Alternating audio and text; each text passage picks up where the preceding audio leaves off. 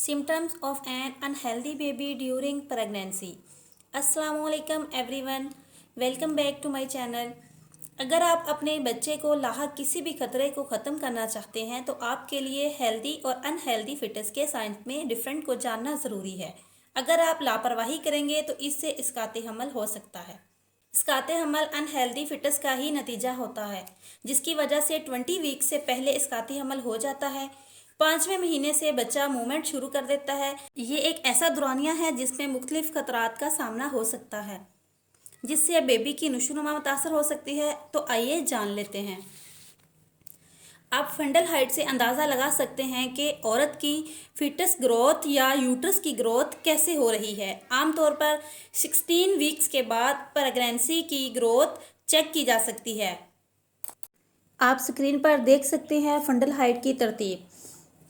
अगर आपकी fundal height वो नहीं है जो होनी चाहिए तो इसकी वजह ब्रीच बेबी भी हो सकता है। इसका मतलब ये भी हो सकता है कि फिटस मुनासिब ग्रोथ नहीं कर रहा। अमूमन 5वें हफ्ते के बाद बच्चे की हार्ट बीट एक्टिव हो जाती है। बाज़ औक़ात पोजीशन या कुछ प्लेसेंटा इश्यूज़ की वजह से बच्चे की हार्ट बीट काउंट करना मुमकिन नहीं होता। हमल के फर्स्ट ट्राइमेस्टर में स्कैन करवाना बहुत ज़रूरी होता है ताकि बेबी की ग्रोथ का पता लगाया जा सके।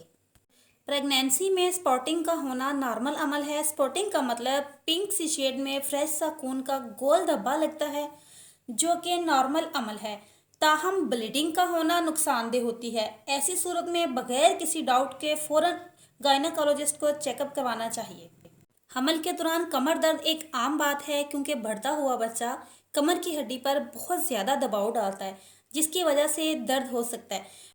अगर ये दर्द जिस्म के अगले हिस्से से शुरू होकर कमर की तरफ पीछे की जानब जाए तो ये अच्छी अलामत नहीं। समझ लें बात खतरे वाली है। आपको फौरी तौर पर अपनी डॉक्टर से रब्ता करना चाहिए। विजाइनल डिस्चार्ज एक आम हालत है।